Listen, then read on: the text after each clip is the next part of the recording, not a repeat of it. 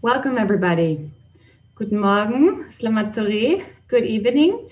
My name is Caroline Brendel from Goethe-Institut Bandung. We are very happy to host the event series, The City in Between, Reflections and Outlooks on Urban Informality, about the virtual exhibition, Designing with Informality in Bandung, today, a project by Institut Technologie Bandung, University of Melbourne, and University of Stuttgart. In late 2019, students from the three universities came together in a traveling studio to learn more about informal urban developments and to explore how to initiate a more inclusive planning along the Cikapundung Riverscape. The observations and design works emerging from international groups of students were supposed to come back to Bandung in form of an exhibition 1 year later. Due to COVID-19, the exhibition was shifted to the digital space. In the next 2 days, we want to highlight the virtual exhibition in a 2-panel event. Today, students from the different universities will give an exhibition tour and discuss their works and perspectives with visual artist Tisna Sanjaya and the urbanists Naufa Rofi Indriancia and Seruni Fausia Lestari von Collective Agora, a network on urbanism and the production of urban knowledge in Bandung. Thank you so much to my colleagues Lukman and Rangi for the technical coordination of this event. Dear audience, please use the chat for any questions or comments. Our moderator for this event is Agung Sentausa, a filmmaker with a degree in architecture who has been working with informal communities across Indonesia. He's the founder of Sakalak Ridu, an organization with a focus on youth and community empowerment in film, music, art, and other creative sectors. And he's also currently the head of Indonesian Film Board's film financing. One of his feature films is also based on Cikapundung. Before giving the floor to Agung now, let's get first a glimpse of the traveling studio with a short video.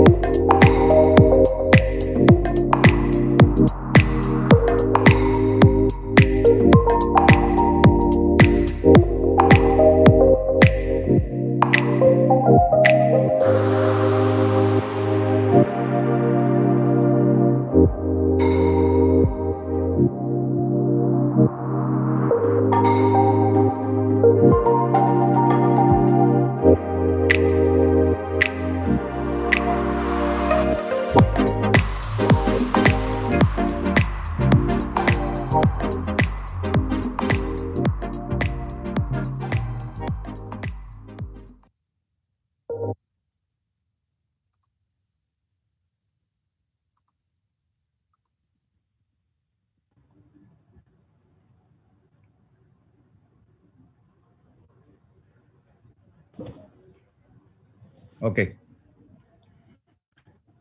Cool video. Hi, everyone. Thank you for Caroline from Goethe-Institut for opening the webinar. Good morning in German, good afternoon in Indonesia, and good evening in Australia. I will be the moderator for this panel. First, I want to welcome all of you and thanks for joining the session. Welcoming the teaching team, Dr. Budi Faisal, Amanda Ahmadi, Situ Singha from University of Melbourne, and Yasin and Professor Astrid from Stuttgart, University of Stuttgart, and Kamil Muhammad, Arsitektur San Frontier, Indonesia. I want to say also apa kabar to the students and also wants to congratulate them to all students for the projects. And I just want to give a brief theme of this webinar.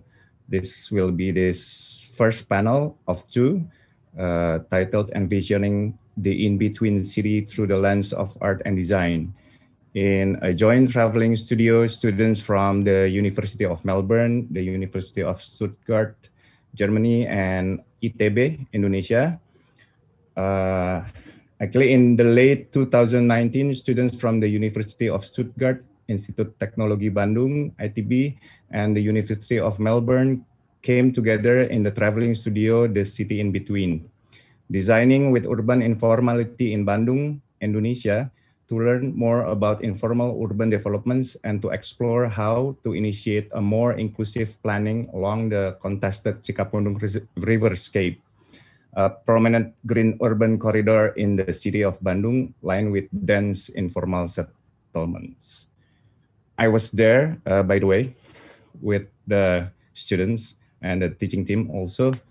The observation and design works emerging from the students were supposed to come back to Bandung in form of an exhibition 1 year later, but due to the COVID-19, the exhibition shifted to the digital space. Virtual artist Dr. Tisna Sanjaya founded Qigondewa Cultural Centre, or Imah Budaya, Ibu Qigondewa, as an artwork and institution of the Cigondewah riverbanks in 2007 to artistically raise awareness on how to adapt sustainable modes of urban living. Tisna Sanjaya is also a Bandung-based artist and lecturer at ITB, and students from the University of Melbourne, Australia, and Stuttgart and ITB. Also here with us to respond to the projects, Noval and Suruni from Collective Agora. Noval is an editor at Collective Agora. He also works as a development and human rights researcher, particularly interested in the process of urbanization in Indonesia, informality, and social justice. Suruni, Fauzia Lestari, is a writer at Collective Agora. She is currently a student at the University of Manchester, where she is pursuing international development studies focusing on politics, governance, and development policy. Her interests include the politics of land, mega projects, and natural resource governance. So we will start the panel with the presentation from the students.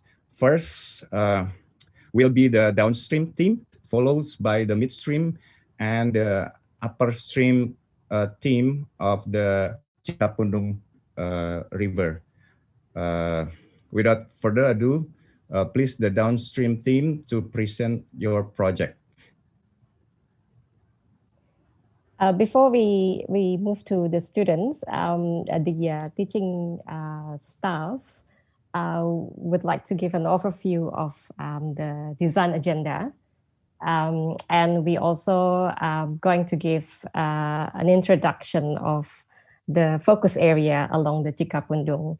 My colleague Yasin will share his screen to show the virtual exhibition while we are narrating the studio.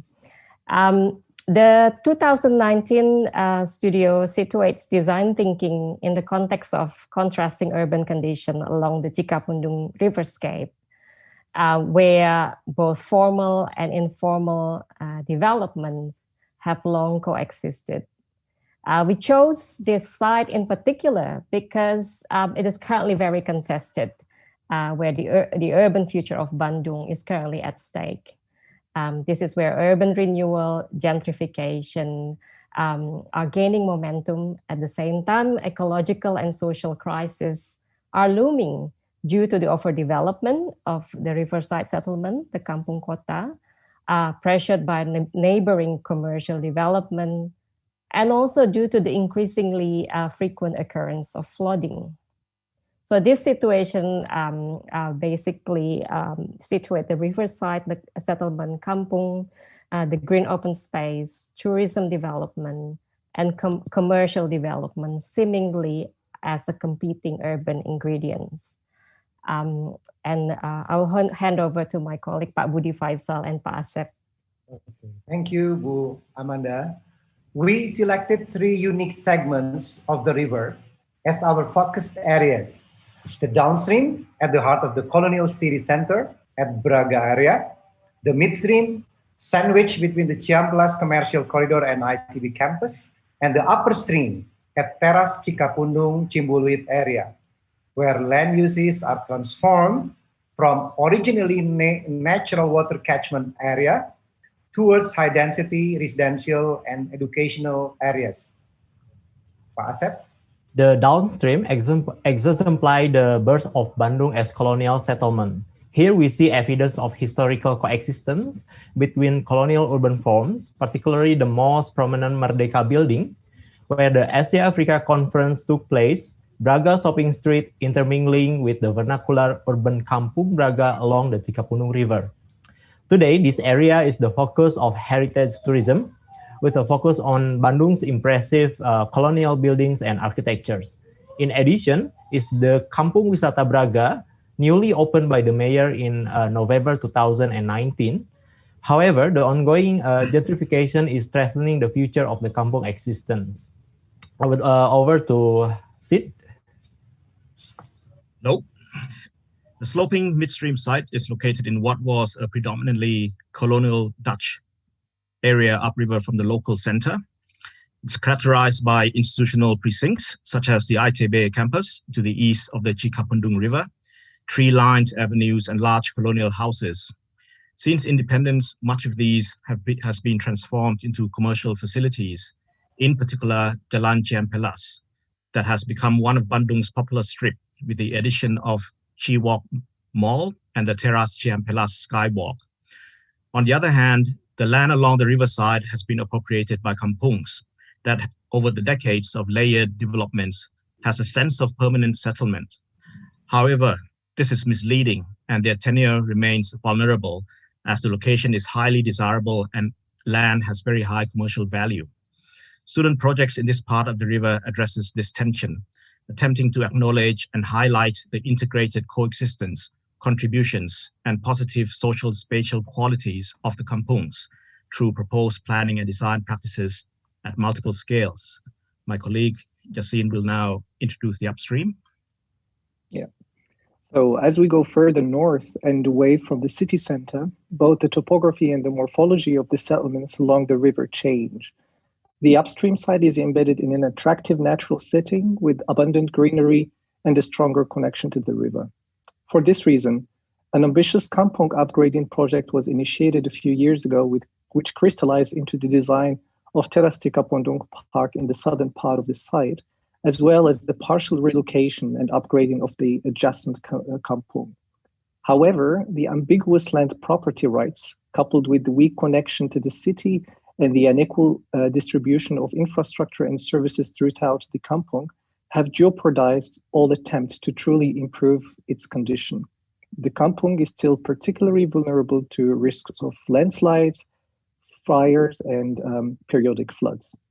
The projects proposed today by the students attempt to unpack these complex social, spatial, and governance issues and offer a set of design and strategic processes to trigger a positive and fundamental change towards a more resilient kampung.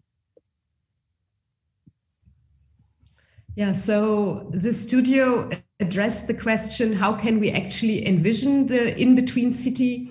And it's really an exploration of how a more inclusive urbanism could be initiated through architectural, urban design, landscape thinking. Our students here worked really collaboratively in the fieldwork and generated as groups their first analysis and ideas about the different locations. And then back at their home campus, they developed individual projects through that. Today, they will present and recount of this experience and outcome of their projects, which was really an invaluable cross-cultural but also cross-disciplinary experience. And perhaps we will also hear today a bit of a reflection on the ongoing pandemic situation. Thank you.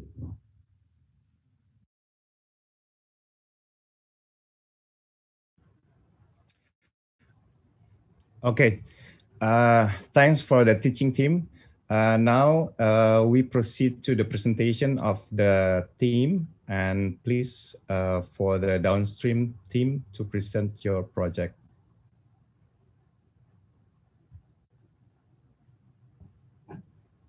Thank you for the opportunity.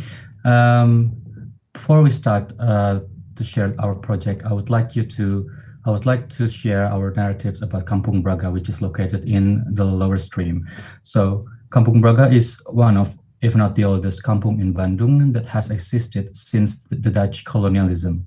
Located in the heart of Bandung, Kampung Braga treasures rich history and significance for the city. First, Kampung Braga once used as a quarter for Indonesian troops to fight against the Dutch. At the time, the northern side of the railway was occupied by the Dutch, while the southern part was by Indonesians.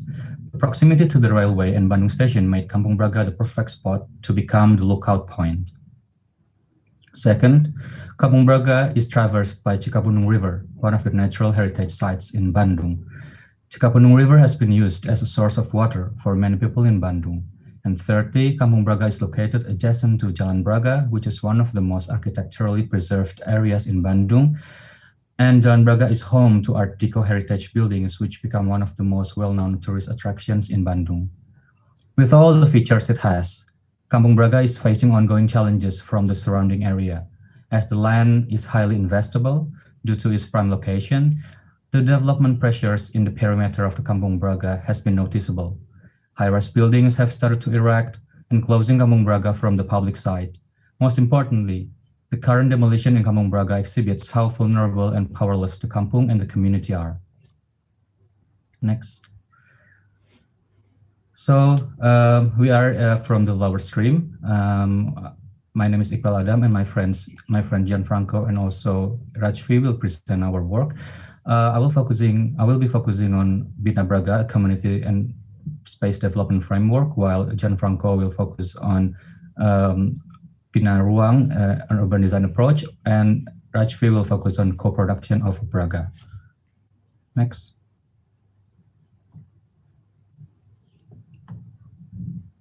Yeah, next. Okay.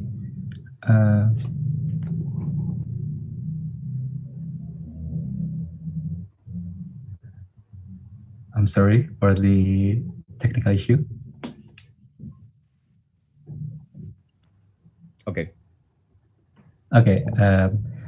As current planning practice in Indonesia. Okay, yeah. This is my project. It's the community and space development framework for Kampung Braga, and the key themes are resilience, social capital, and also agency. Next. So as current planning practice in Indonesia dichotomizes informal settlements as legal or illegal, the direction for improvement program has always been based on legality. Regardless of the condition, if it is illegal, it will be evicted or will not get the incentives. The proposed development plan addresses the loophole regarding kampung improvement for Kampung Braga, with the main goal is to revive the significance of Kampung Braga and its community to become an integral part of Alun-Alun and Braga district. The plan moves beyond the physical improvement and prioritizes community empowerment. Next. The plan works under two key themes, resilience and agency. The demolition in Kampung Braga has made a statement that Kampung needs to strive and thrive to cope with unexpected circumstances through strong social and local institutional capacity. The plan proposes two key strategies to strengthen the social and spatial connectivity called Binawarga and Binarwang. Binawarga means to nurture the people, while Binarwang means to develop the space. Next. Binawarga aims to bring more transformational change by challenging the rooted cultures, habits, and paradigm of the community through three goals. The first one is establishing a shared vision. Having common vision for Kampung Braga development is one of the foremost steps to undertake for the improvement. Most importantly, through shared vision, everybody is willing to work as one community towards the vision, and it will strengthen their community. It will strengthen their position as well. The second one is pilot activity and knowledge sharing platform. This strategy aims to reinforce the current program that each part of the Kampung Braga, or we call it RW, which is the small administrative district in or neighborhood district in the Kampung. Each of the district has developed a program, and it aims to also enlarge and upscale the program to have more impact to the community. And the third one is simplifying the governance structure to make more effective channel of communication and also flow distribution. Next. Meanwhile, Binarwang aims to improve the spatial quality of Kampung Braga to be more integrated with the surrounding area. Reactivating access point and nurturing the activity around the access point is the first goal that I propose. It helps to improve the visibility of Kampung Braga. The second one is the street network improvement to improve spatial connection and flow of distribution in Kampung Braga. And the third one is social node upgrading to accommodate the current program through urban design approach. And that will bring us to Gianfranco, who will elaborate the spatial arrangements and design guidelines in Kampung Braga through urban design approach.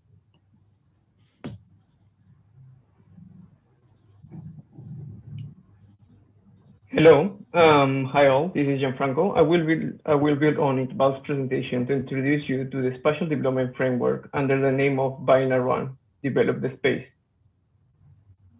I would like to share with you a couple of images from Kampung Braga that inspired this thesis.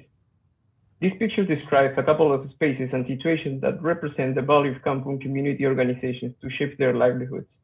This spatial collaboration between different RWs demonstrates two things. First, establish common infrastructure such as bridges and entrances, which provides more than connection and access from Braga Street to all the houses in the kampungs. It actually shows pride, social recognition, and place attachment to the community. Second, the need for outdoor common spaces to congregate different age groups. In fact, it is the same community who identifies and creates the opportunity in leftover spaces or vacant lots to partially satisfy their needs until the property owner or other external groups claim the land. In short, the Kampung Braga contains a large network of undeveloped land spaces which are vulnerable and contested sites. Its location is subject to urban growth and economic pressure. So what can we do? The thesis proposes a comprehensive development framework which creates an urban development toolkit. This set up a new special arrangement through design guidelines and development contribution to achieve community benefits within future private development in vulnerable sites. The thesis articulates an agency approach for spatial negotiation in contested sites like Kampung Braga to mitigate private sector gentrification by introducing co-development participation. The design guidelines expressed in blue box will provide best design practice for community-led development and scale-up approach to provide spatial connectivity across settlements in Kampung Braga. Through strategic development contributions, the kampungs can fill the gap of community infrastructure demands like access to public services, water management, common facilities, and publicly usable spaces. The pilot project becomes the testing ground for development scenarios to evaluate, modify, and refine flexible design processes to suit kampungs' incremental social spatial practices. within a reasonable time frame. How does it work? The Urban Development Toolkit will be used for developers investing in vacant or contested sites occupied currently by the community. This document provides clear build form guidelines, public realm funding schemes, and community infrastructure supply within the subject land. This document works within a framework plan that identifies gaps in the current spatial connectivity and proposes development opportunities within Kampung Braga, which sites are subject to community participation and site-specific challenges. What is the common benefit? Rather than a fixed architectural object, the purpose is to develop a resilient process which identifies potential tasting locations, development opportunities on vacant lands, and public usable space provision to satisfy the dynamic cycles and needs of Kampung's livelihood. If successful, Kampung RW08 will become the first co-development model to be replicated across settlements in the Cikapundung River. It will open a door to secure land tenure, unlock community land revenue, strengthen social capital and spatial connectivity in the Kampung. More importantly, it sets out the vision for the future of the Kampung settlement to co-produce the city. Now I will hand it to Rashmi. Thank you.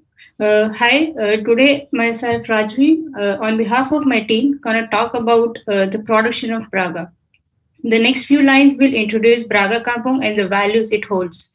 As time turns the pages, its existence is getting blurred. It neither was born yesterday nor a product of urbanization, but it is still seen as a burden. Next, please. Surrounded by thick commercial skin and guarded by colonial-built heritage, Braga Kampung is made by agreements and with some compromises. In this graphic, microeconomic gives an idea of kinds of businesses and how dwellers engage with both within and outside Kampung. Shared spaces become a reference point for social interaction, and perceived spaces shows the block interfaces and the pattern of interaction between formal and informal world. The relation to Cikapundung illustrates how the river edge is being treated. And lastly, due to its built form, its existence is getting questioned, and some dwellers are protesting for their existence. Next, please. However, the problematic element is the dualism in the production of Braga by two social groups. Social practices, formal and informal, or representation of Braga where formal world is contesting spatial heritage and few are contesting social heritage. Representational spaces, or in other words, public spaces or public usable spaces. And therefore, the mission is to create a platform which initiate dialogue among state and society in order to mobilize community to contribute. And to achieve this mission, 3 goals are set. The first one is to upgrade existing social networks and improve spatial continuity. Mobilize community to contribute, and the last one is make interfaces more permeable. Next, please.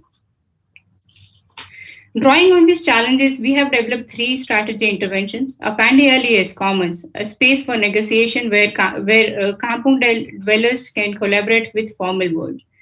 The second one is bridge intervention, where one of the challenges is lack of common space.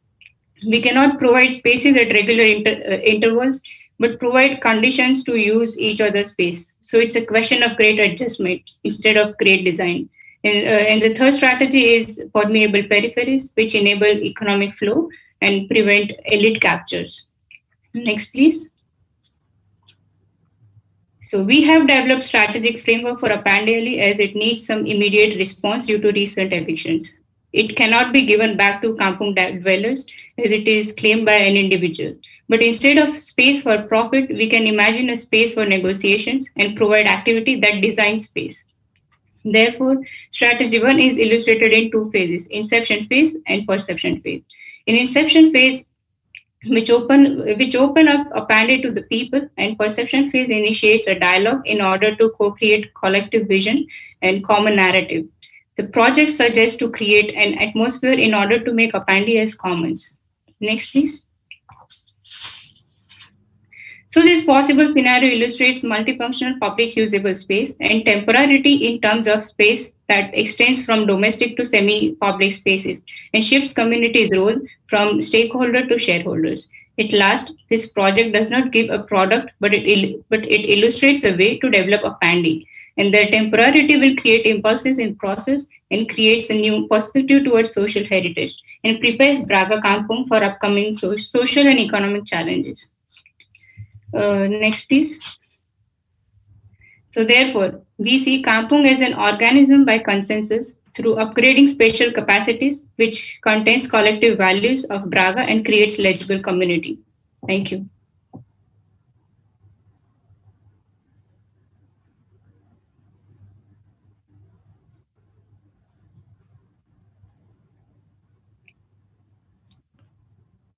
Okay.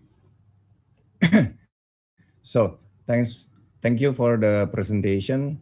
Now we want to hear the response from Pak Tisna and Collective Agora, and to respond to the presentation of the downstream. And please first maybe Pak Tisna Sanjaya to give a response to the presentation.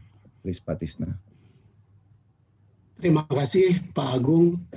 Selamat sore semua. Guten Tag, meine Damen und Herren. Good day, everyone.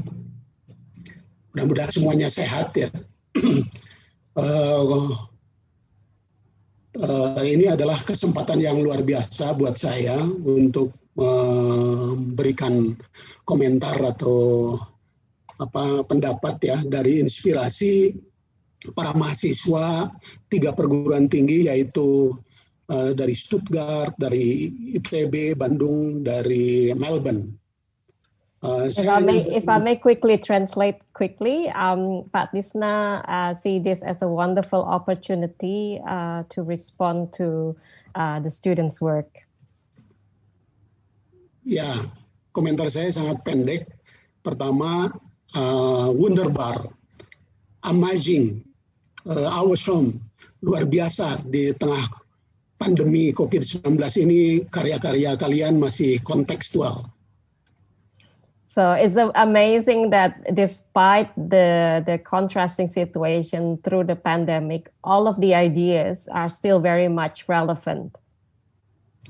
Saya dari inspirasi kalian sangat sangat karya-karyanya sangat tadi saya sampaikan luar biasa, karena saya baca dari teks yang dikirimkan ya email maupun proses kreatif yang saya lihat dari 3 perguruan tinggi ini telah memberikan solusi yang konkret sebagai ilmuwan arsitek muda yang dibimbing oleh guru-gurunya ya, yang itu memberikan imajinasi untuk perubahan Kota Bandung dari sumber mata air yang sangat sensitif di Kota Bandung itu antara lain Cikapundung. I think the work from all the group based on the reflection and also the ideas offer a very concrete solution of a very difficult problem, in particular in dealing with this very important waterscape in the city of Bandung, in which Cikapundung is one of them. Juga prosesnya sangat menarik karena apa yang dikerjakan oleh mahasiswa dan dosen itu ada interaktif dengan warga, dengan masyarakat, ada kolaborasi, ada partisipatori ya, ada partisipasi. Jadi intelektual muda, dosennya sangat dekat dengan masyarakat sehingga menghasilkan karya yang yang berdampak nantinya untuk publik. Dan ini harus terus dilakukan dengan strategi budaya, yaitu pamerannya harus di tempat-tempat, di lokasi-lokasi bencana tersebut, yaitu di kelurahan, di kecamatan, di tempat kantor wali kota, di SMA dan sebagainya. Tidak hanya pameran tapi diskusi. And I think what is very important is the process, because through the exploration, it is clear that there is an attempt and a strong effort to consult the people who live there, and so it's the whole analysis is very participatory, and it is very, in the sense that this is an idea and an imagination that is really grounded on the site and grounded to the people, so Pak Tisna really believe that this should lead to a conversation with the local governments, and it should be presented back in those locations to the people. Memang tidak mudah untuk membenahi sebuah tempat seperti Cikapundung atau lingkungannya.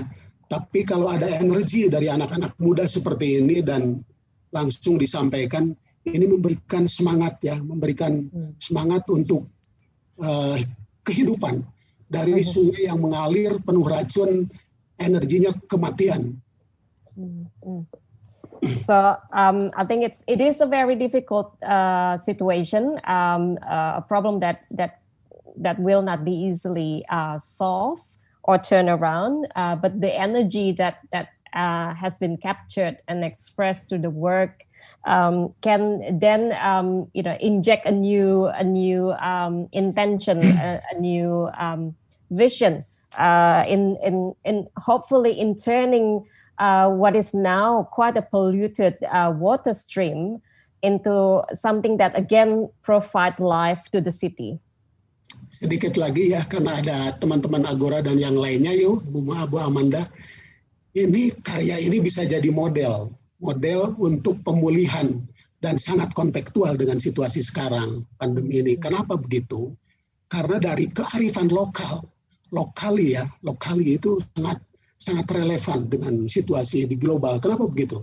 Karena Cikapundung itu adalah sumber mata air yang berlimpah dari utara ya. Tapi ketika melintasi peradaban modern itu jadi kotor. Bahkan itu di hadapan hanya 1 jengkal dari ITB ya. Itu tuh, sungai itu tuh. Dan itu terbawa ke Sungai Citarum dan dibawa ke laut, ke dunia. Nah, itu dampaknya kalau kita berbuat maksimal untuk Sungai Cikapundung, dampaknya akan baik untuk dunia. Begitu, ini akan jadi model yang baik kalau terus dilanjutkan. So the final comment is that this project and all this idea could be presented as a model, as a pilot case study of revitalization of the ecology of the riverscape, and Pak Tisna underscore the significance of Cikapundung as a source of clean water at the start, in the upstream, but as it goes through the urban area of Bandung, it carries through all the pollutant and channel it through Citarum riverscape, which is, if I'm not mistaken, is the most polluted riverscape in the world, and so in a sense an attempt to revitalize Cikapundung will have a larger ecological impact. Ya, terima kasih. Itu aja dulu Bu, silakan teman-teman yang lain. Terima kasih Bu Amanda. Okay, thank you Pak Tisna for the comment. So we will hear now the response from Noval, from Agora, Collective Agora, or Seruni first. Noval or Seruni first, please. Maybe I'll go first, Mas Agung. Okay. Yeah. Thank you. Thank you, Goethe-Institut, for inviting Collective Agora to this wonderful discussion. And also thank you for all the teaching staffs and also the students, Iqbal, Gianfranco, and also Rajvi from the downstream team. I think it was a wonderful presentation, as well as a well done research and also good designs. First of all, I think I would like to highlight some of the interesting and important things that actually I was glad that you tried to observe this. The first one is the fact that Kampung Braga is indeed are very close to the cultural heritage, and also the fact that the Bandung itself as a city, the municipal governments try to build this kind of image that Bandung is a tourism city, and Braga actually one of the focal points of that tourism discourse, and they're trying to, both of the governments and also the investments are, trying to focus on this area. And also the fact that you highlight the resilience and agency part as two of the important modalities and, existing resources to kind of, build on the research and the designs. I think it was very, very interesting. But again, I think one of our concerns in Collective Agora, actually, because we actually organize the discussion both on the cultural heritage sites in Bandung as well as the tourism in Bandung. We actually gained this insights that both of them are very problematic because they clash with the local communities where there are these cultural heritage sites as well as the tourism activities. And in the case of Kampung Braga, it's also adjacent to the Cikapundung River. So I don't know if actually this could be a question, but or maybe just a suggestion. But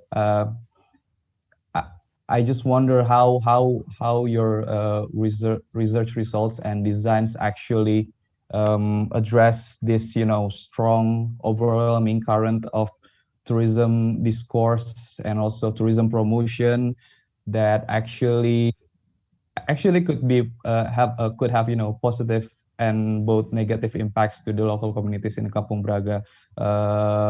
Also in regards to current context, which is COVID. To my knowledge and in my experience, despite the the COVID and the social restrictions and stuff, the Kampung Braga is still one of the main attractions where people of Bandung and also from Jakarta and other cities actually go to that place, and it's still kind of a crowded place in Bandung.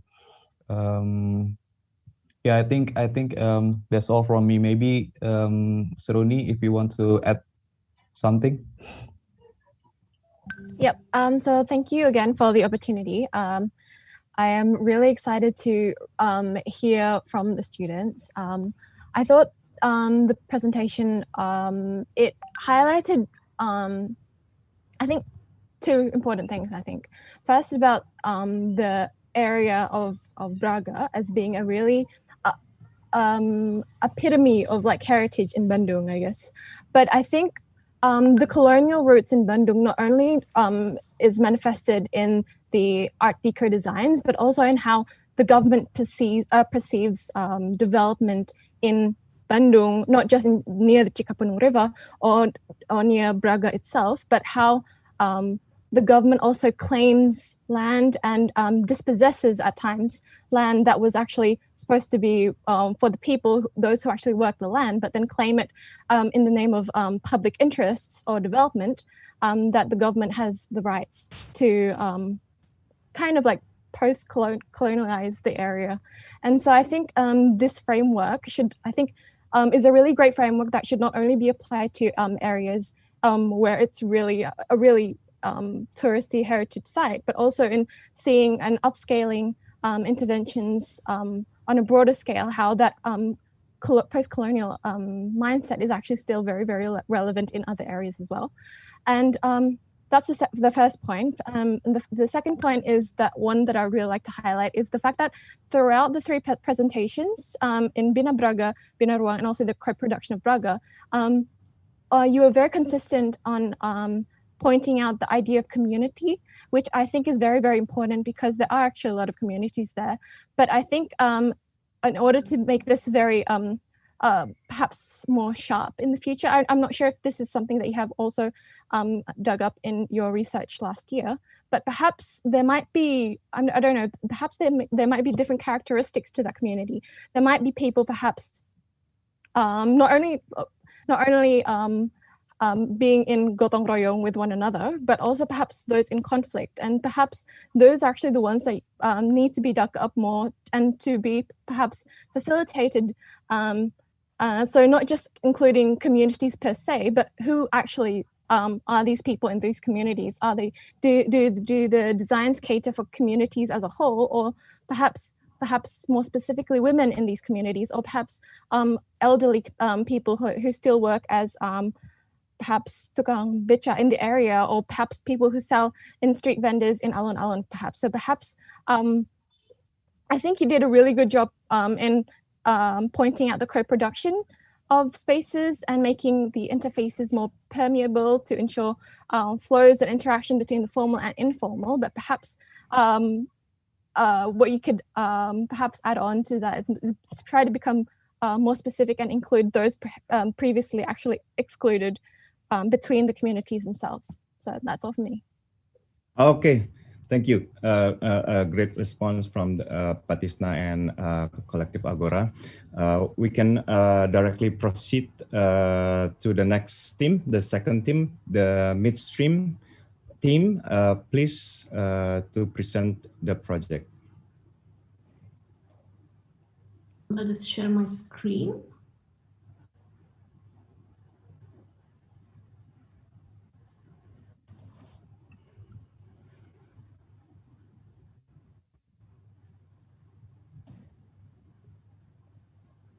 I'm just checking if you can see it in full screen. Yeah. Yeah. Okay, yeah. Okay. Hi, everyone, wherever in the world you are. My name is Archana, and we'll be looking at midstream. So midstream is full of contrasts, and our projects are a response to the many boundary conditions that you see in this region. Sometimes it's a response to the natural boundary conditions produced by the terrain itself and the river. And at times it's a response to the many formal developments that seek to distinguish itself from the city. So the theme that we're exploring today is that of strengthening connections of the people to its city and vice versa. We look at connectivity, not just in terms of mobility and circulation, but as a state or condition of people being connected to or having access to services, infrastructure, economy, and other opportunities that urbanization has to offer. Gayatri and Jass's project, The Estranged River and Pulang Kampung, looks at specializing social connections and reestablishing the relationship between the formal city, the kampung, and the river. Athena's project looks at softening the border between the Bandung Zoo and the kampung. And I'll be looking at the role of Teras Ciampelas and Chiwalk in connecting to the kampung and its residents. So Gayatri, take over. Yeah. Hi, everyone. I'm Gayatri. Supposedly for today, I'm Gianfranco. So I will just get on with it. Over the years, fast-paced urban processes have caused a stark disconnection between the river and the city. This has also caused the kampungs to occupy the floodplains. Previously, they were a legitimate part of the fabric. This adds another layer of complexity. Next. As a result, the river is incredibly polluted, prompting the BBWS to solve this issue in an isolated manner by building a hard riverfront, which is now the Teras Cikapundung, and it's going to be a much larger project of a similar kind. So we propose a less violent manner of doing this, of approaching the river edge, by designing it as a patchwork rather than a promenade, by connecting the shared spaces that the kampung residents are already masters at articulating. Then the kampung acts as a sponge between the river and the formal city rather than a barrier. And the river now slowly starts to act as a water system rather than an isolated stream.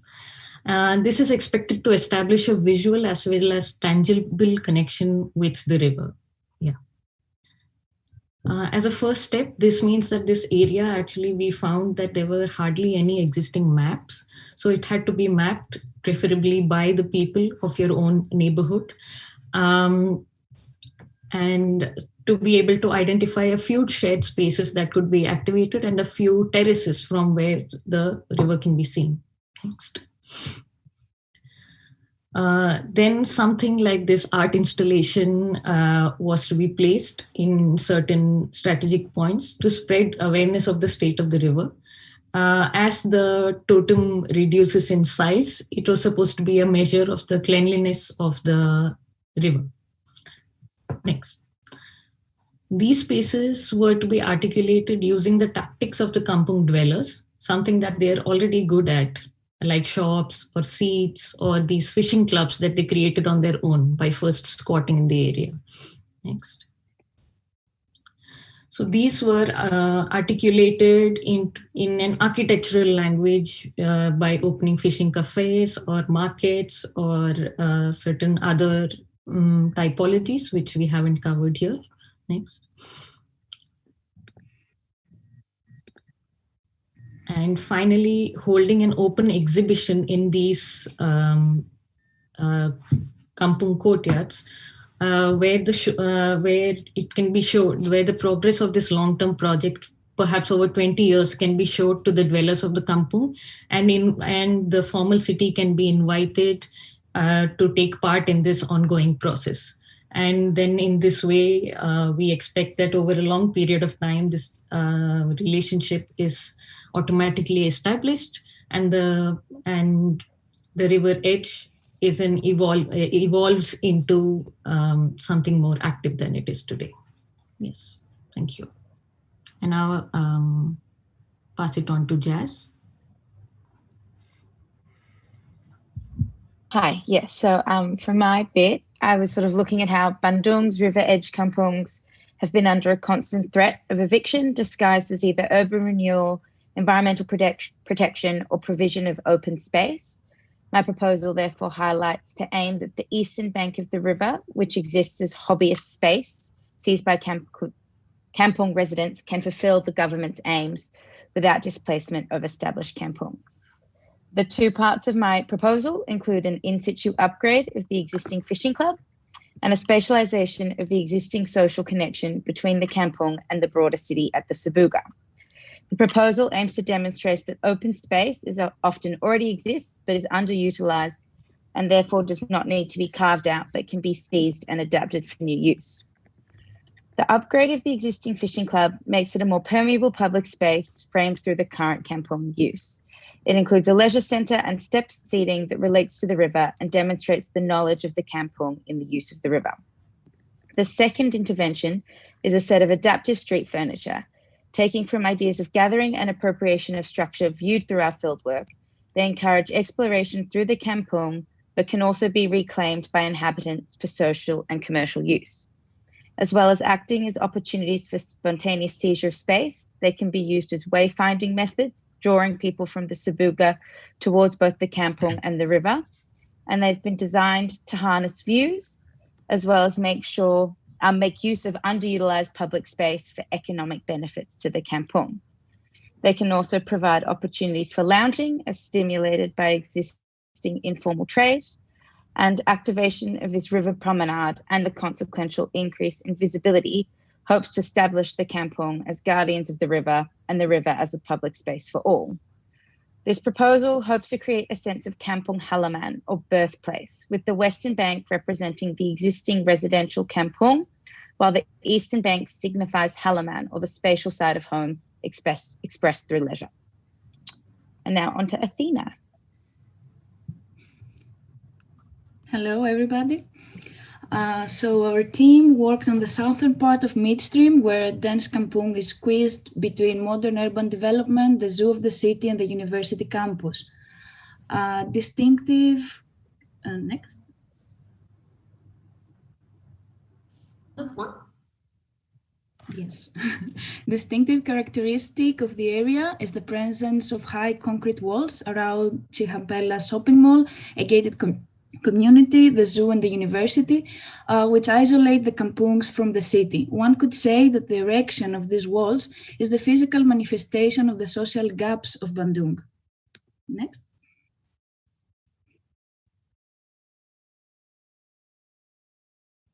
I'm guessing sorry. I'm sorry? I think the internet is probably problematic. It's not changing soon, sorry. It's fine.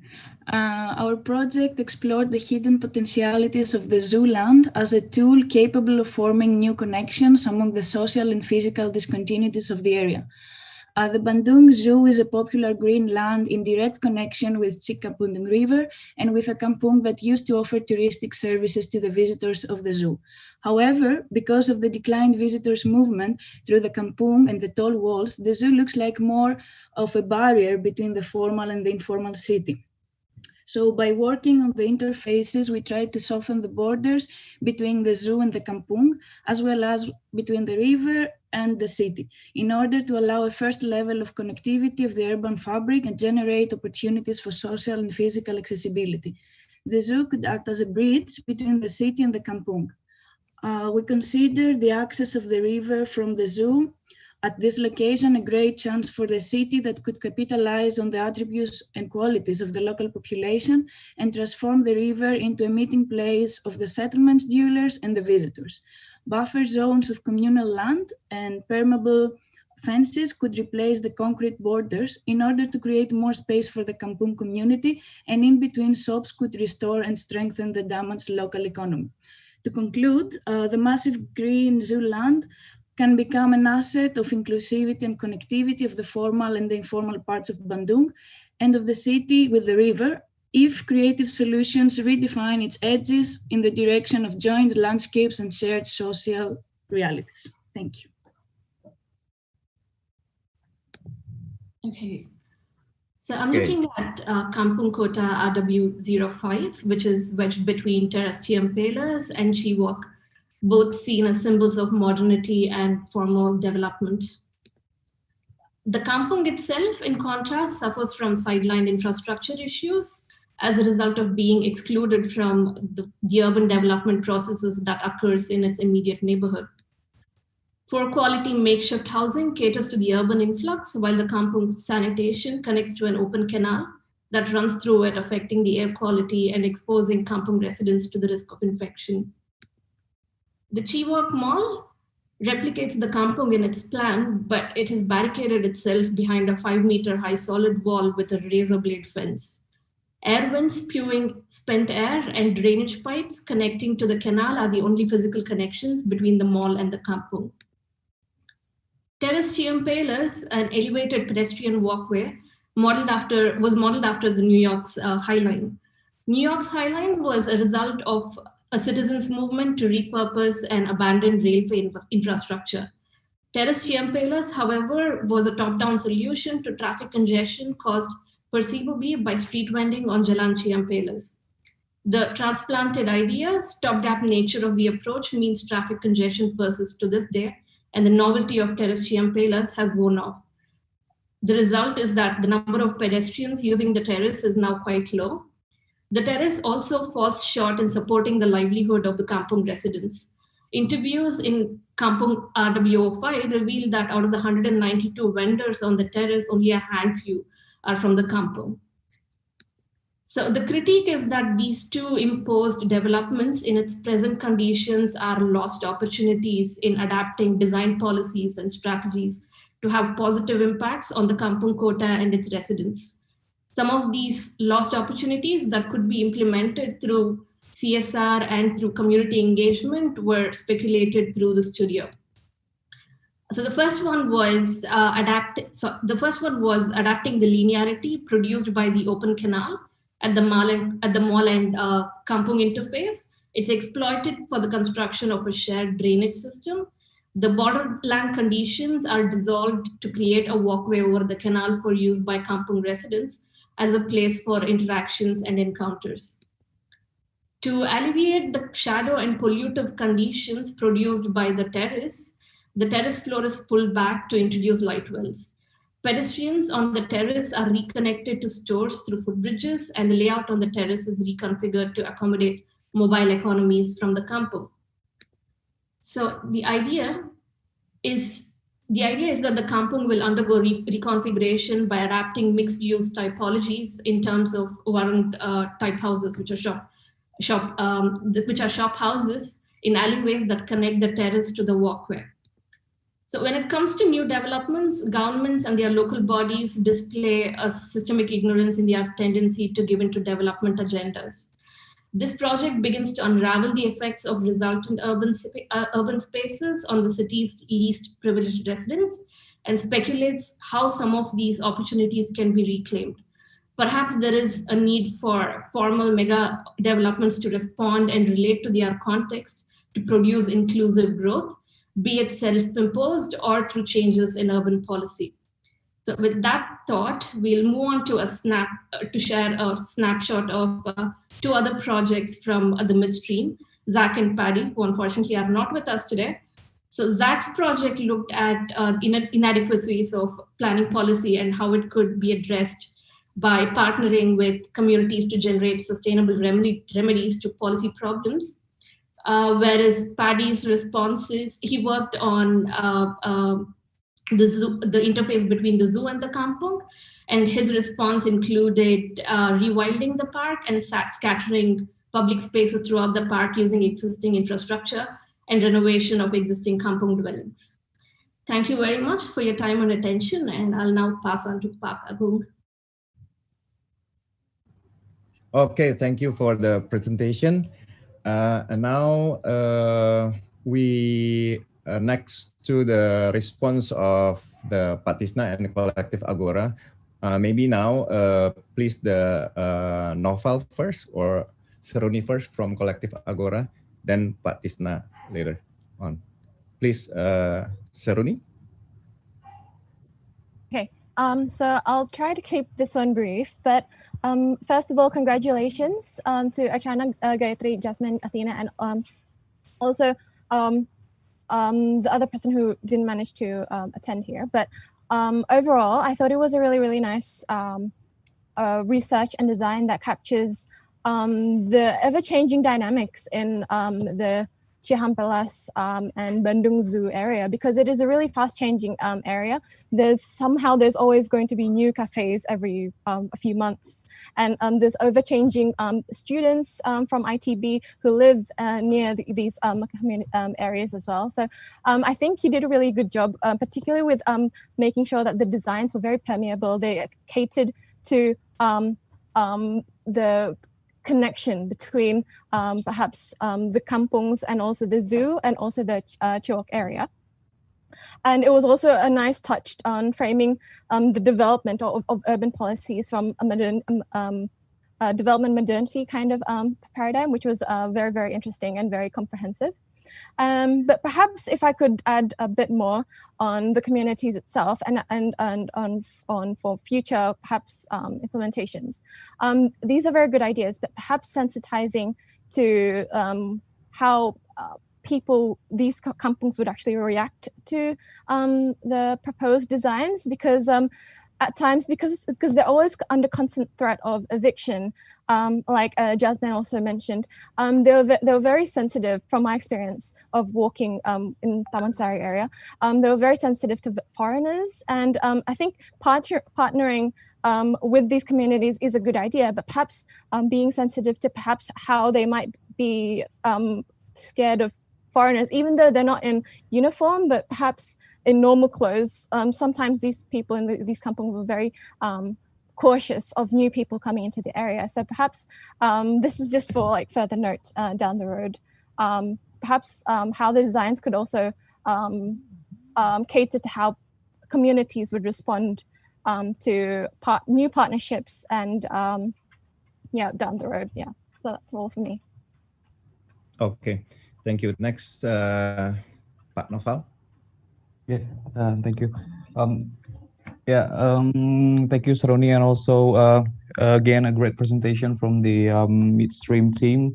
I just want to emphasize maybe what Seruni said, because actually the fact that when I was a student, actually the kampung that is now the Teras Cikapundung BBWS is actually before Kampung Kolase, if I'm not mistaken, and it also has actually a strong connection with students in ITB, particularly the art students, as well as which I believe that there were some artists and also foreign students that had some kind of community development program there, and the fact that the communities in their houses were the victims of kind of forced evictions to build the Terra Cikapundung is actually kind of like a dark past to the area itself, and it leads to this kind of and now we have this Samansari case, which also the eviction case. I just wanted to emphasize that is true that when talking about upgrading or development of kampungs in Bandung, it's kind of like a sensitive, I would say a sensitive, and it's important to pay attention to how we approach the communities and the areas itself. So but I think that the fact that in such a I suppose it was a short your short stay in Bandung, and the fact that you actually did this research, which was from what it was very immersive and also very participatory and stuff, and the fact that you try to, for example, map the neighborhood with the communities. I think it was a very nice approach, and I hope that this designs will actually bring some kind of a fresh solution, and that which is more humane, and pay attention to the ecological ecosystem in the area. I think that's all from me. Thank you. Okay, thank you, Noval. Now, please, Pak Tisna, to give your comments to the second team. Baik, saya singkat saja lagi karena menurut saya ada beberapa catatan dari karya mahasiswa dan dosen Stuttgart, ITB, dan Melbourne ini. Satu, jangan lupa bahwa ini karya artistik ya.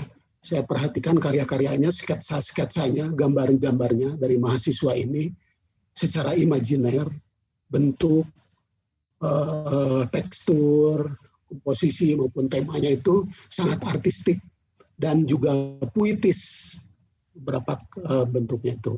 Sehingga menurut saya ke dosennya terutama ini harus ditarik juga ke medan sosial seni. Jadi ada hubungan dengan peristiwa kesenian itu. Bunda, itu satu. Okay. Okay. Silakan, mau diterjemahkan. Yes. I think one of the key observation from Pak Tisna is the fact that while each project have a very sharp social and urban agenda, each project is also very artistic and poetic. So each project will need to be communicated to the artistic community in the city of Bandung. Is that correct, Pak Tisna? Betul, karena si artistis itu dari gambar-gambarnya kalau diperlebar ya, dipas medan sosial ini dan saja bagian dari situasi kota yang hegemoni. Hegemonis ya, hegemoni dari kapital dan politik sangat kuat sehingga membuat rusak lingkungan, sungai dan sebagainya. Itu karya-karya puitis, artistik, politik itu. Dan itu memang harus ditata, dipamerkan, disampaikan. Silakan. Yeah. So he suggests that another strategy to I guess amplify your visions is to present it as a kind of visual activism, in a sense that what you are doing is kind of a poetic resistance to the hegemony, the practice of formalization of the city, and he suggests that through your aesthetic and poetic proposition, you are conveying your urban critique in a different way, and then he encouraged us to promote and amplify your project as a kind of a visual resistance to the way the city operate. I think it's a very interesting idea. Yes. Oke. Ya, satu lagi, karena secara fungsi dampaknya sebetulnya dari karya-karya arsitek ini bisa langsung. Saya banyak kolaborasi secara sebagai seniman dengan para arsitek. Nah, tapi yang sisi fungsinya itu kan lebih praktis. Kalau kita belajar misalnya ke belakang ke zaman Ridwan Kamil, Kang Emil jadi wali kota, beliau itu dari arsitek ya. Jadi punya imajinasi, punya sisi artistik, punya sisi puitis ya untuk membenahi kota itu. Dan ini menarik sekali di era Kang Emil tuh, terlepas pro dan kontra, buat saya itu energi baik ya waktu pembenahan kota Bandung itu. Yeah. Yeah, so to summarize, sometimes architecture or urban design or urban planning are primarily understood through the pragmatic role of our spatial thinking and so on. But through your projects that you've presented here, he said that there's something more that in fact your profession could offer. This kind of visual and aesthetic statement that somehow change the perception of the city. Yes, and then he would like to point it out that Ridwan Kamil, everyone knows when we were in Bandung, we talk about Ridwan Kamil, the former mayor who is now the governor of West Java. He was an architect. So in a sense that his governance of the city also utilized architecture and urban design as a tool to kind of reorient the city to a certain direction. And your project signal that there is other direction that is also equally important and something that architecture and urban design could convey. Terima kasih, Bu Amanda. Sama-sama. Okay, thank you, Pak Tisna, and for the response, and Mandy for the translation. We proceed to the next team for the presentation of the upper stream team. Please, for the upper stream team. Yep, I'll just share screen.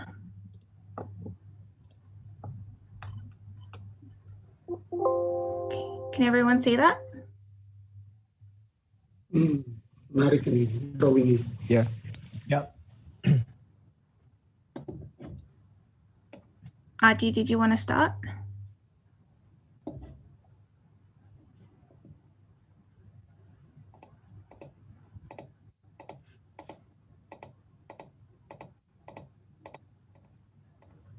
Sorry, we can't hear you. I don't think we can hear you.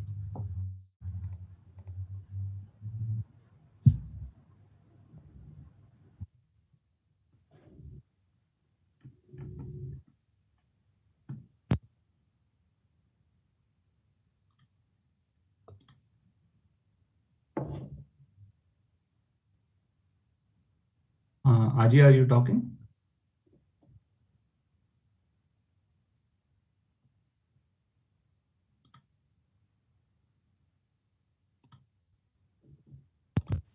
Hello?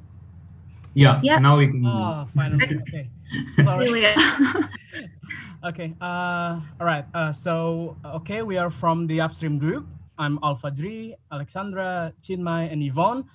And we are about to deliver our design, which bonded by the keywords of resilience, community, and adaptive. So next. Yep. Yeah.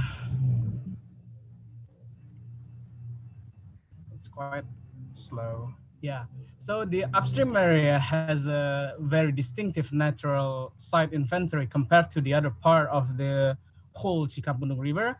On our side, it consists of two big areas on the west kampung and on the east kampung, which both of the area are also different from each other. The housing pattern, density, economy, and community behavior is different. While generally on the west kampung, they are more urbanized compared to the east kampung. This difference reaches the inventory we are about to design in our proposal. Next.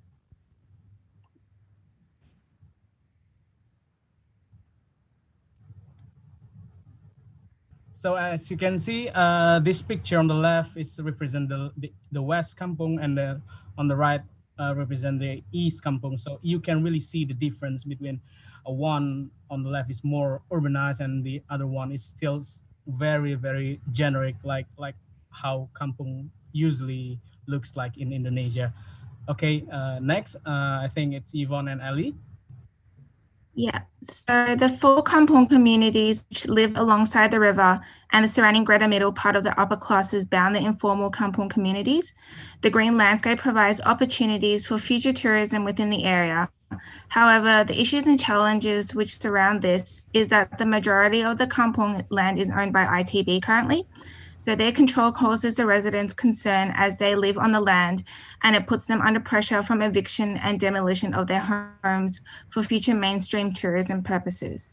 Therefore, our research and projects will explore these issues surrounding the kampung communities and try and find solutions which will protect the community from eviction and bring more recognition of the kampung communities through a bottom-up approach that allows the greater city to recognize and acknowledge these kampung communities.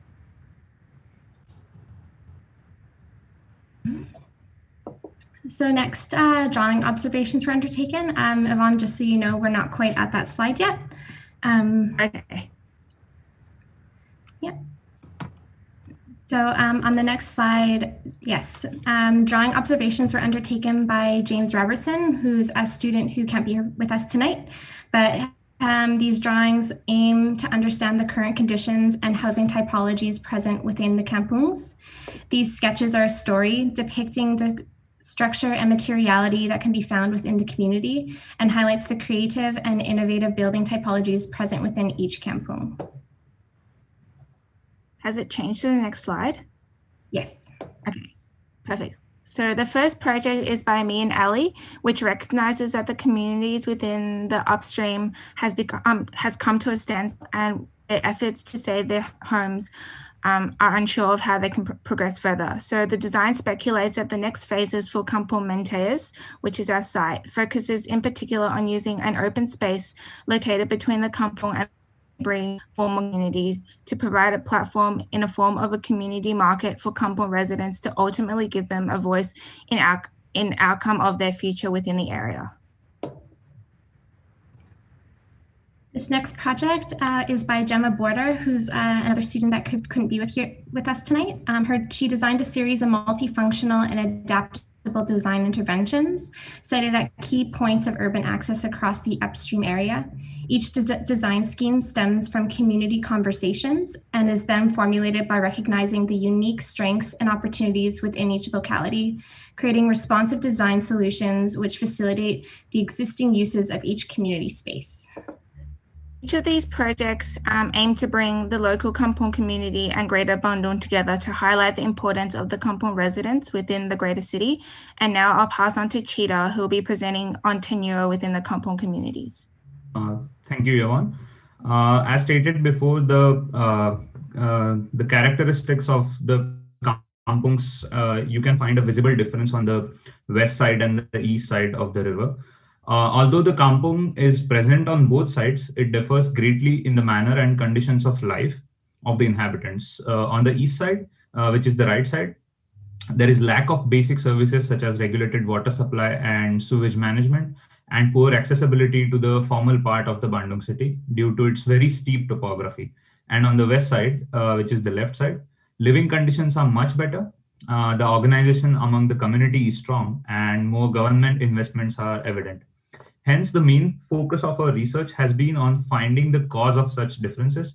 Through research and discussion with the residents, we learned that most of the problems faced by the residents from the east side of the kampung are due to the unresolved issue of ownership of the land on which they are living. Therefore, they live under the constant pressure of being evicted, which results in lack of motivation to invest in upgrading their property. Poor living conditions resulting from tenure issues increase the residents' willingness to leave the kampung. Hence, our main strategy was to establish community tenure on the east side with the main focus on tenure security. As this is a long-term process, skilled interventions in the kampung will run parallelly to the tenure process in order to gain residents' trust and act as an incentive to induce a feeling of security, which will motivate them to take part in the tenure process. This process is divided into two phases, namely planning and intervention. From informing the residents to deciding the managing committee will take place in the planning phase, and also parallel interventions, which you can see here, are scaled in 3 different scales. They will deal with 3 key issues of waste management, accessibility, and public spaces, and they're crucial in order to start the implementation phase of the tenure process. Next, please. The implementation phase starts with self-enumerations in the kampung to create a community register. These are 2 crucial steps to be done in this phase. The first one is creating a family tenure certificate, as this strategy is not about giving individual property rights in order to avoid gentrification, but it is more about tenure security for the whole community. And this certificate should be recognized by the government, as they will be the crucial service providers in the future. And the second step will be creating a work plan for the proposed tenure period, as we are proposing a 10-year trial plan for this tenure program. And with a proper work plan, the issues to be addressed, they can be worked on in a better way, and the results can be much better. In the end, the main goal is that by establishing community tenure, it will create a concrete foundation to solve the next infrastructure and service issues that lie on the east side kampung, which will lead towards an increased sense of belonging among the community. Now, I will like to pass it on to Aji. Thank you, Chida. Okay, so in kampung, informality is one unique aspect of people's everyday's life. One place could be used by people, while another group of people maximize the space for different use at different time. So this phenomenon leads to a dynamism between people and some sort of public space regarding activity to utilize it. Next. So the kampung has various interesting inventories, such as the nature itself, a walking path by the river, even a cafe, which are scattered between Kampung C and D at the upstream one area. One of the vital spots is the connection between both kampung itself. This particular area had an existing state sitting area located in the center of both kampung and marked with an existing stair leads to a self-built stepping stone across the river. So there is a necessity for the people to be connected to each other, both physically and socially. And this design is trying to seek the metabolism of public space in this particular area as an active connection between the 2 kampung, while the main area swiftly responding to the various activities and users and maximizing the existing public space ingredients. Next, please.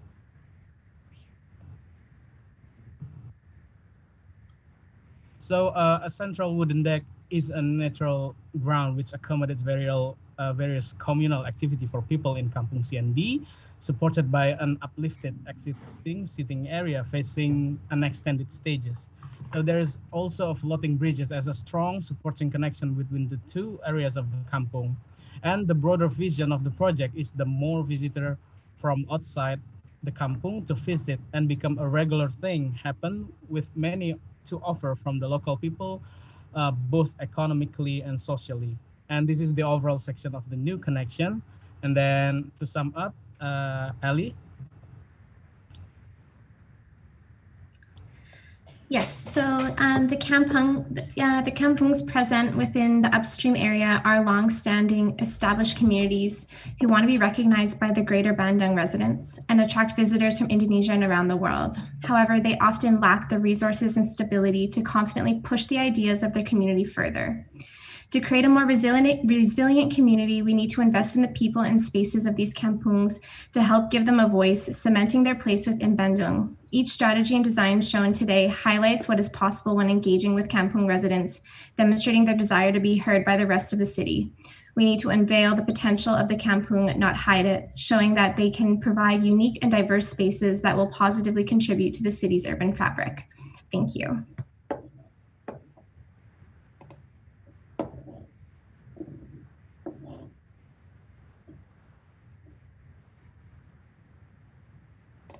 Okay, thank you for the presentation of the last team from the upper stream team.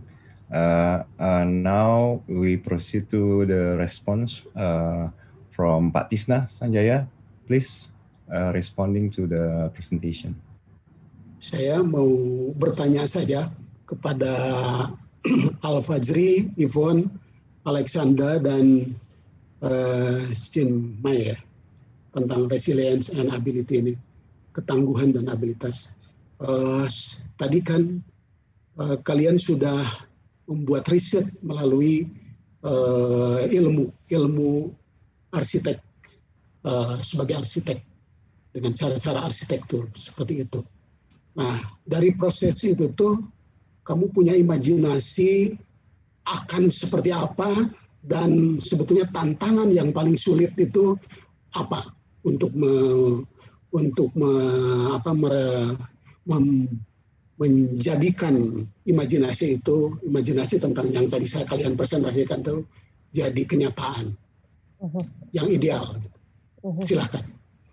Okay, so from Pak Tisna this time is a question, and what he picked up from the presentation from the upstream group, that each of you have researched the resilience and adaptability and ability of the kampung community to sustain their life in a very kind of quite challenging situation. Now his question is, what do you think will be the main challenges to realize the ideas, the design and architectural ideas that you presented here? What will be the key hurdle, the key challenge to realize those visions? The team should directly answer. I think yeah, please. Yeah. I think the biggest one is the tenure. So they don't actually own this land, and so it's really hard to actually create some of these interventions because of the uncertainty of their ownership of the space. So whether or not to invest into these infrastructure, is that worth it to them, I guess. Aji, mungkin you might want to add. Yeah, I would like to add on Alexander's point, because our main focus was on this tenure issue, and the thing is the difference between the west and east side is so much that first of all, it will take a lot of time to create this confidence among the east side that they need to invest their resources, because it's not just as easy as like proposing a plan, like a design, and then it will be implemented like a normal project as it will be elsewhere in the city, because this is a very like different area, different topography, and the issues to be resolved are like from the base, like people don't know if they are going to be here in the next 10 years. So why should they invest their money, and why should they invest their time in improving the infrastructure if they have the fear that if in the next year they might be evicted? So first, the issue is to build confidence among the people that yes, it is good to invest in such projects, and in order to invest to improve their area. And once you have unity from the kampungs, because again it is divided in the RT structures, so the RT leaders, they have to be in synchronization with each other, and then we can work towards these projects. Yeah. And I think like a small scale project probably can be the answer for a really like an actual things that we can do. For for example, the urban jungle gym that we previously mentioned before. As long as, so there's a difference between kampung on the east and the west, because there's some, what I call it, the difference between the social community itself. Usually the East Kampung feel that they're not really developed in a way. So if we want to make sure it will be go smooth both way, then we really need to, if we develop something in Kampung, in the West Kampung, we also need to build on the East Kampung. So there will be no, segregation between both of the kampung, because it happens right now. So I think it's the smallest thing that we can start. Also, although the tenor, it's still a big problem in the kampung itself. And I would also like to highlight once again, as I said while presenting, that this is not totally not about giving individual tenure, because on the west side, which is more developed part, there are examples where like people have private ownership, they have rented out the land, and then once this privatization or like segregation of the kampung starts, it doesn't really stay about the sense of community or sense of belonging, but the private property owners then start renting it out, and you can see different constructions, and it kind of divides the whole community. So the whole approach is not like strictly and carefully to avoid giving private rights, because then that will like undermine the whole idea of a community tenure and keeping the essence of kampung.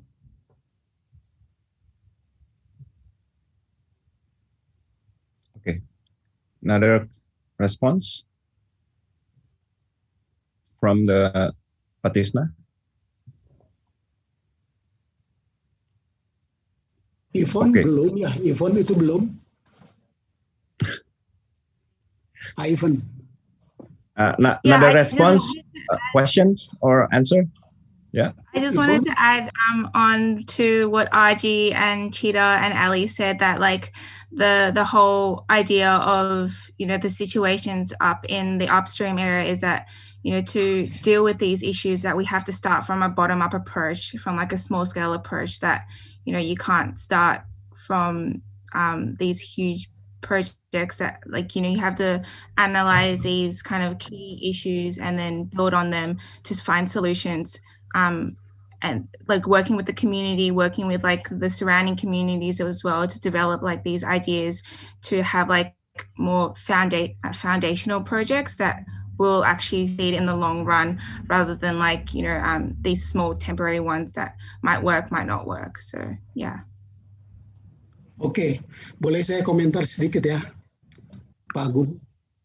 Yes, silakan Pak, please. Ya, saya melihat visualnya tadi dan menangkap ya energi apa yang disampaikan oleh Alexandra, Ivon, Chinmay, dan teman-teman muda tadi. Al-Fajri, saya sangat tersentuh karena kalian anak-anak muda ya yang ke Bandung, juga ada pengalaman sebagai arsitek,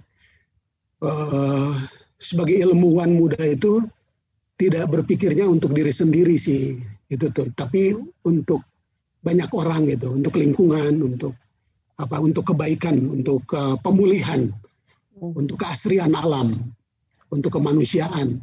Saya kira itu energi ilmuwan, arsitek maupun bidang ilmu lainnya juga memerlukan ya pemikiran seperti ini. Saya teringat pada Bung Karno ya, seorang arsitek, atau Romo Mangun Wijaya di Jogja ya. Jadi bagaimana sejak muda memang ilmunya itu tidak untuk diri sendiri, tapi untuk mempersatukan manusia, untuk keasrian alam, untuk dunia gitu ya. Nah, energi kalian tuh seperti itu yang saya tangkap ya, saya tulis itu. Terima kasih, saya tersanjung bisa jadi bagian dari komunitas ini. So just a very quick final comment from Pak Tisna is what he captured from the presentation is the generosity of your creativity. So you are not designing for the sake of expressing yourself. in your design, what you're trying to do is to enable and to strengthen and to spatialize, the social reality that is already there. So that's a very my attempt to translate Pak Tisna's message of observation. Perhaps Pak Budi captured a different aspect of Pak Tisna's suggestion and question. No, I just want to add one important information, Pak Tisna. That the whole groups consists of multidisciplinary, from planning students, landscape architecture students, architecture and urban design students. Maybe that's why their approach is quote unquote a bit comprehensive now towards the issue. That's all. Yeah. Wunderbar, Pak Budi, keren. Siap, Pak. Okay, should we proceed to the response of Noval? Yeah, thank you. I think I just want I'll keep this one brief. I think I agree with what Pak Tisna said about the fact that you guys try to address the basic services and also the land tenure in the area in the kampung.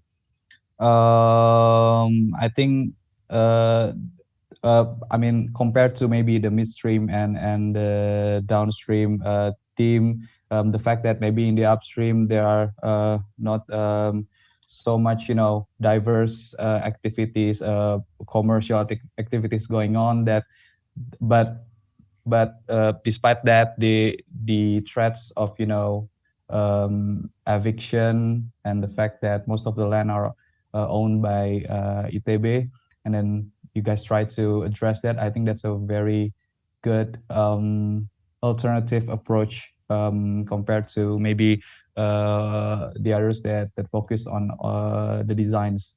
And then the fact that you also focus on scale interventions, differentiating between the household level, RT and RW, and also utilizing the underutilized public space and stuff, and talk about metabolism is also a good thing. I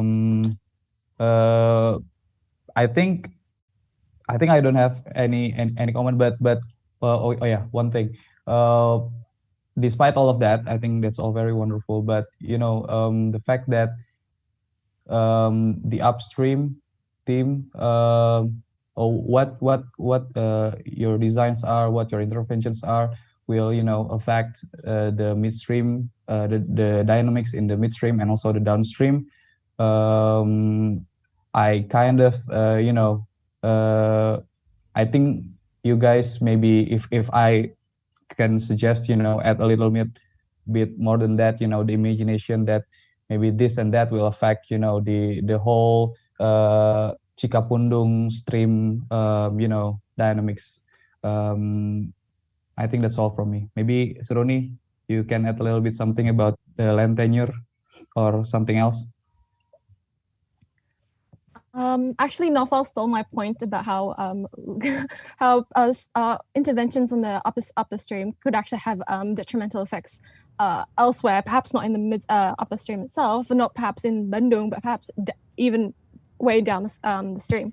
But other than that, I think you guys did a really good point. I think even in the micro analysis of the materiality of the housing itself and the process of how people in these kampungs, they have this specific way of building their own houses and stuff, but also accommodating their way of doing things and the materials that they use in your actual designs. I think that's a very, very very comprehensive thing to look at. So, and I think that's a really, really good point to make your intervention, not just in the community tenure, but also in the very microscopic things. I think it's very important.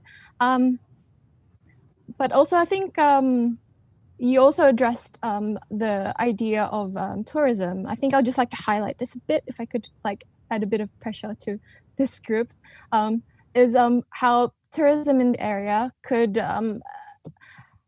how can the design accommodate the tourism, perhaps for people not just in these kampungs but also beyond Bandung, towards like other people in the area.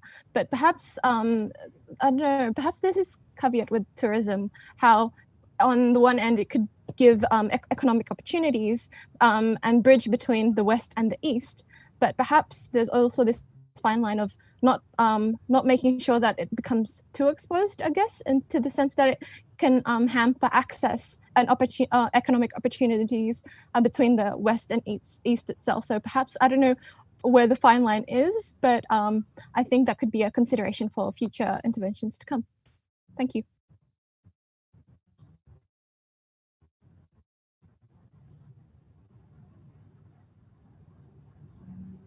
Okay, thank you, Saruni. Now I think we are in the general Q&A session. So please, everyone, the students or from the teaching team or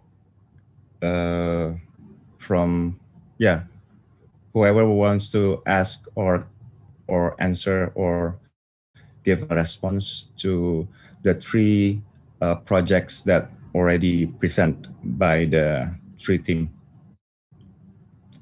Maybe you can raise a hand or just write it on the chat, the Q&A, or just Mandy, do you want to give a comment or response? Oh, there is a question from YouTube. Okay. So this is from Priska Delima on YouTube. The question is there any proposed community engagement intervention and approach for the local residents and the tourists included in the production of the sustainable Cikapundung Kampung area? Who will answer? Who wants to answer the question? Because it's I think this question a general. I think this question perhaps should be answered by either Pak Budi Faisal or Pak Asep. If you have come across any community engagement proposal.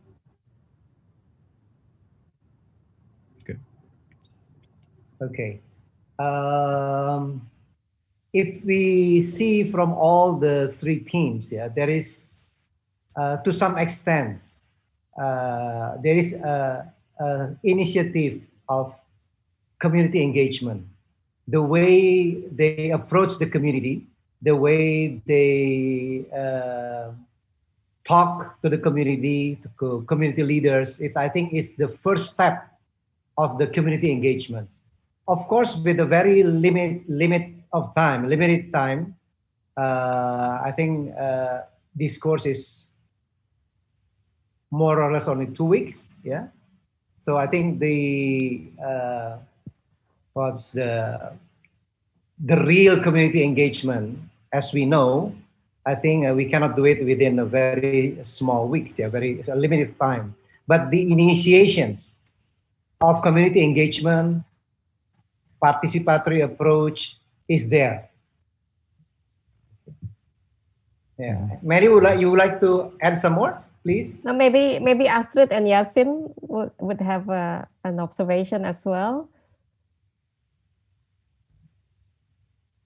Yeah, thanks, Mandy. Well, I think like Pak Budi just outlined, these 2 weeks are for students, first of all, a big learning curve. And I think I'm still amazed of seeing how many of the issues they have picked up and with what sincerity they really took time to listen and observe and talk to people. And I think it was practitioner who said, these are, first of all, fresh ideas. Maybe a bit thinking out of the box, not what has been outlined in any master plans or so for the moment. So now it would be interesting to get into a conversation. What of these fresh ideas actually would be fruitful for the ground to take further. And I think this would be an interesting conversation, and I would be very interested also what Collective Agora, what ideas you would have in that process. Mm-hmm.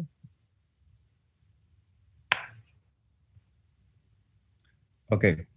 Another response from the teaching team or from maybe, the students? Yeah. Sid, do you want to add something, Sid? Yeah, I think some of the most important outputs are often sharper questions, questions that can be left to the next cohort when we have the next studio, and there are so many. I think if each cohort can build up, knowledge and new questions, and those are then addressed by the next cohort, because I think we only scratching the tip of the iceberg. We know that each section alone has so much specific issues and complexities that is quite unique. So there's really no one size fit all. And in fact, each cohort coming in different years and different times, each of those places have already evolved and changed. The speed of change is also quite fast. And especially the midstream area, which a lot of housing there is for students. So there's each year there's already a new group of students residing there. Yeah, so the dynamics is always changing, but on the other hand, the pressure for redevelopment is very, very high, as we can see across all three sections of the river. So I don't know. I think we need to bring in the formal sector. I think we need to operate as that city in between that brings in both the formal and informal sector into the processes that we have been engaging, we have been speculating with, and maybe that's the task for the next round. Yeah, I think Sid raised a very good important point that I think. Hello. I think this notion of city in between. I think none of the project aim to isolate the kampung, and the sustainability of the kampung. It really hinge on recognition of the function of the kampung in the larger urban setting, and I think that is the contribution of these different projects. Every single of the project identify this interdependence between cities and the kampung. Okay, so this is already a sleepy time in Melbourne, so apology for.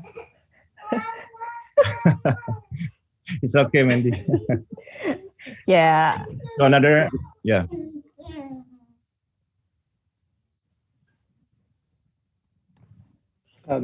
I just want to add, maybe emphasize something that Sid already. Yeah, something that Sid already mentioned. I think there is. We're operating in two speeds. There's the speed of understanding and unpacking this complexity of the kampungs, and trying to build trust and organize the community, and that takes a lot of time and a lot of effort. And then, as Sid says, there's also the other speed of redevelopment and the pressure to modernize, whatever modernity means, but to modernize the city. And Bandung talks a lot about heritage, and then we also especially in the downstream area, we also talked about what does heritage mean? Can kampung actually be considered as part of that heritage that should be conserved and should be valued? So operating is kind of these two speeds, kind of first trying to show that kampungs have a value, and maybe we should slow down a little bit before we go into this very harsh and very fast redevelopment. And by the time we wake up, it would be too late. So understanding takes a lot of time, but also we should also operate in convincing decision makers that there's another way to look at kampungs. There's another way to give them values, and then we should a little bit take our time to really see how we can integrate them in that larger vision of how the city should develop. Yeah, I think we have still time for 1 or 2 response or comments from probably Seruni or Pak Tisna. Seruni, mau Seruni dulu atau saya, silakan. Bangga Bapak.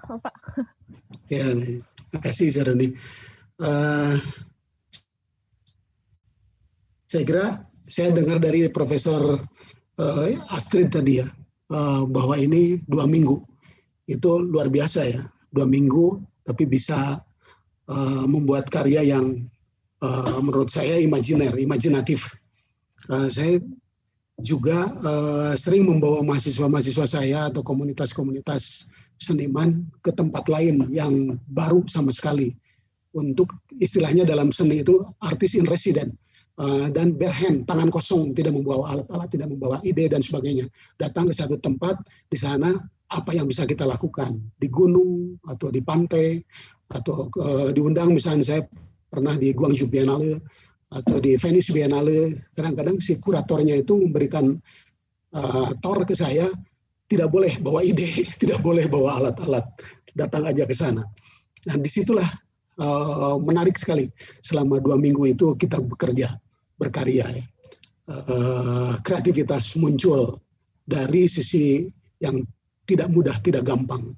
Nah, apa yang disampaikan oleh mahasiswa selama 2 minggu di Bandung itu adalah masalahnya itu bukan hanya lama atau sebenarnya berada di suatu tempat, tapi bagaimana empati ya, empati si mahasiswa itu dan dosennya melakukan dialog, berkarya di satu tempat di situ, sehingga lahirlah energi yang mengalir, yang jernih ya dari karya-karya itu.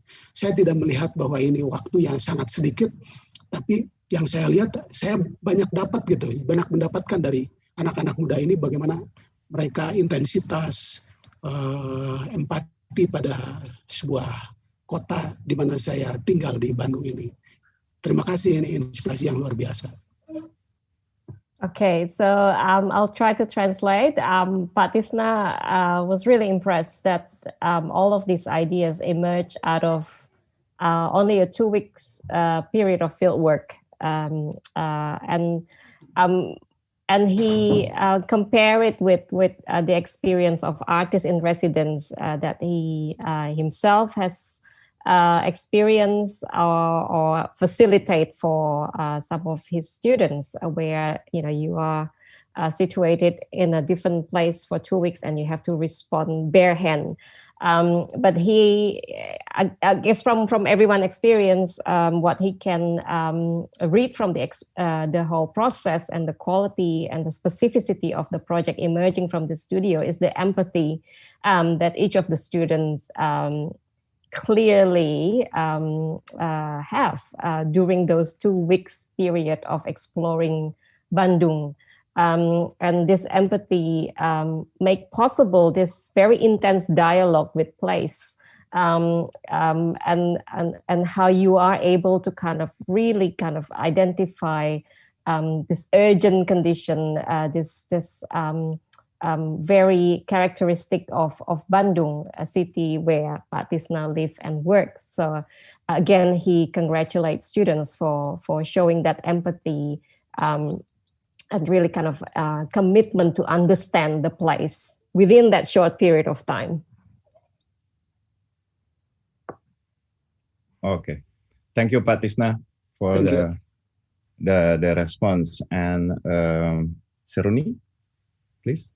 Okay, so I think I would like to extend on what Tisna mentioned about empathy, I think it is also very, very important to also share that empathy to other people, to other stakeholders, not just perhaps the people, which I think you did a really good job at, finding even the micro things such as like fishing communities, or perhaps or the materials that they use and how they develop their houses.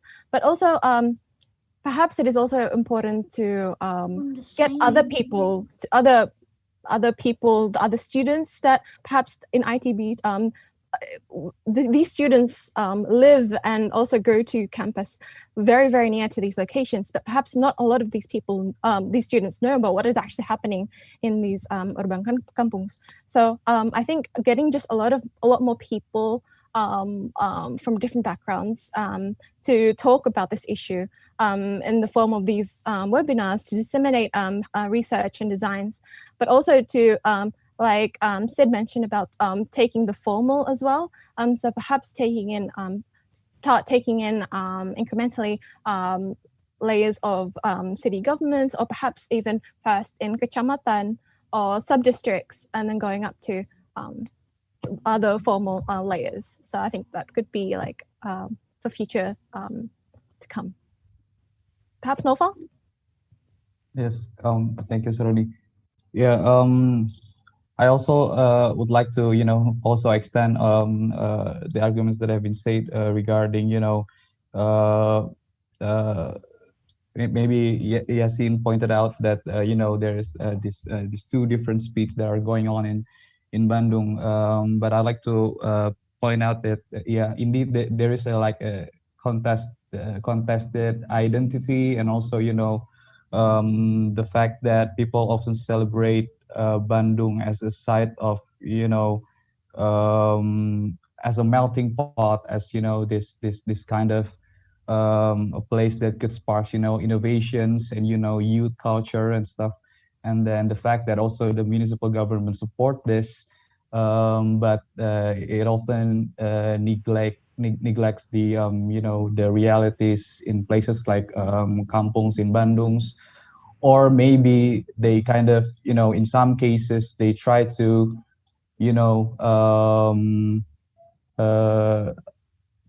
make these kampungs as, a side of tourism without looking at, the actual realities that is going on. So just,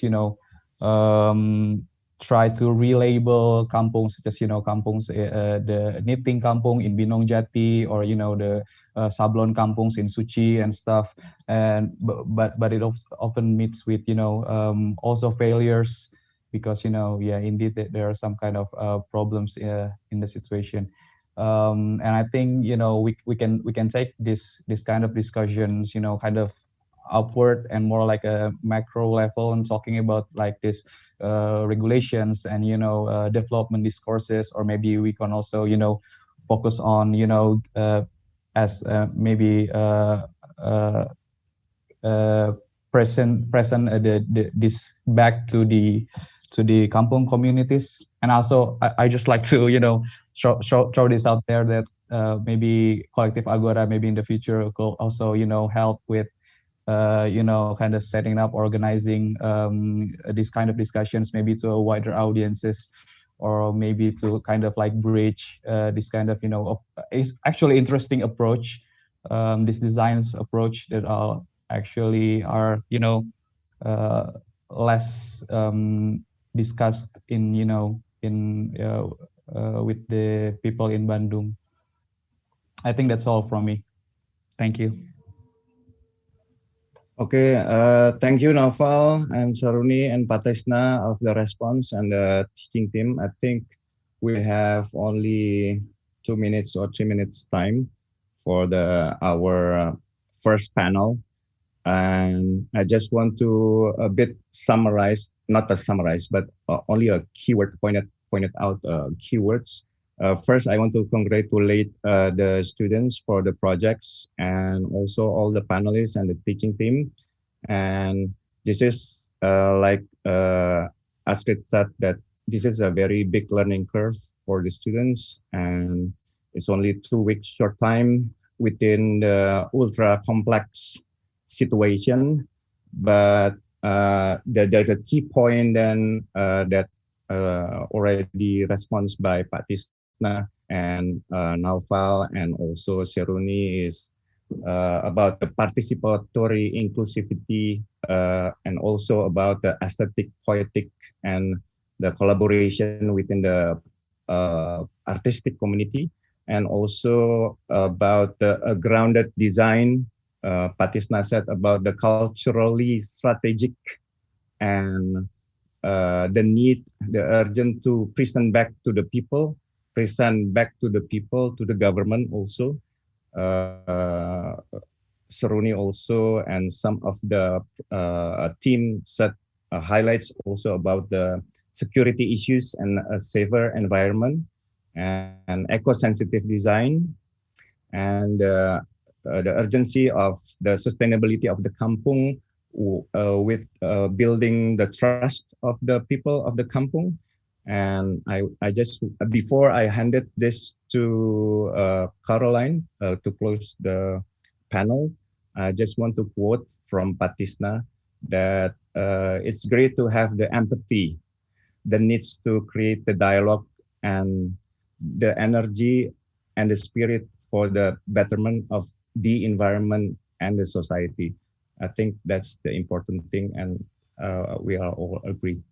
Thank you, and please, Caroline. Yeah, thank you all so much. Thank you, Agung. Thank you so much to all panelists for your insights, your visions and inspirations, and also to Tisna, Naufal, and Seruni for your perspectives and responses. I have definitely learned a lot about the different parts of Cikapundung River and also the kampung communities. We move on with the second panel of our event series, The City in Between Tomorrow, at the same time, 9 a.m. German time, 3 p.m. Bandung time, and 7 p.m. in Melbourne, and where we want to reflect on informality, sustainability, and the resilience of Indonesian cities during the pandemic. Again, with Dr. Budi Faisal and Asep Darmana from Institut Teknologi Bandung, Dr. Amanda Ahmadi and Dr. Situn Sinia from the University of Melbourne, and also Yasin Mustanjidi and Professor Astrid Ley from University of Stuttgart. And tomorrow again, we also have Tisna Sanjaya as a guest and Kamil Muhammad from Architecture Sans Frontières in Indonesia. And I'm looking forward to seeing you all there. Goodbye. Tschüss.